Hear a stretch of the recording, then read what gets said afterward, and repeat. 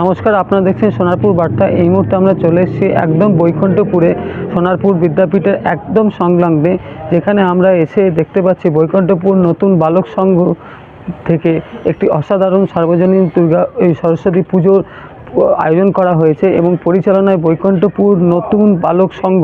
তো আমরা অবশ্যই আমি সবার প্রথমে আমার ক্যামেরা পার্সনকে প্রতিমা দেখাতে বলবো। এটি অসাধারণ হয়েছে এবং আপনারা অবশ্যই সেটা দেখবেন। আর সত্যি ভালো প্রতিমা এখানে আমরা দেখতে পাচ্ছি সোনারপুর বার্তার পর্দায়। এবং এছাড়াও আমরা এখানে এসে যেটা দেখতে পাচ্ছি, এখানে ছোট ছোট বাচ্চারা এবং মেয়েরা এবং শিশুরা যারা এখানে বসে আঁকো প্রতিযোগিতা চলছে।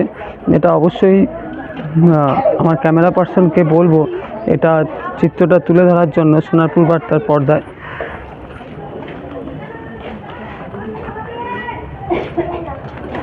এরপরে আমরা কথা বলে নেব এই বৈকুণ্ঠপুর নতুন বালক সংঘে যারা এই পুজোটাকে সাফল্যে করেছেন। আপনার নাম? সুরজিৎ দাস। আচ্ছা, এই পুজোটা কতদিন ধরে হচ্ছে? আমাদের বিগত 36 বছর ধরে হচ্ছে। বহু পুরনো পুজো।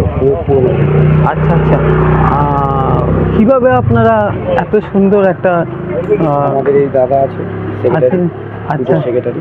আচ্ছা, আপনাদের আর কি প্রোগ্রাম থাকে এই সরস্বতী পুজোর? মেয়েদের মিউজিক্যাল চেয়ার আছে, তারপরে একটু পরেই শেষ হলে আমরা প্রোগ্রাম। হ্যাঁ, তারপরে আছে মোমবাতি জানালো মেয়েদের, তারপরে শঙ্খ বাজানো।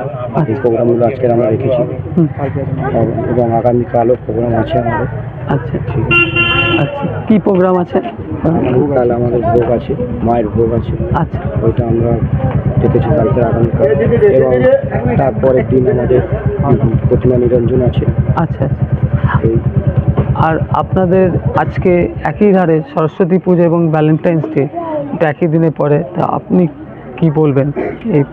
আমি এটা দাদা সেক্রেটারি আছে, বলো তুমি। এই দিনটাকে আপনারা কি বলবেন? আমরা বলতে মায়ের পুজো আজকের করেছে, ভ্যালেন্টাইন্স ডে তো আমরা করিনি। ঠিক আছে, আমরা মায়ের পুজো আজকে নিয়েই আমরা আছি।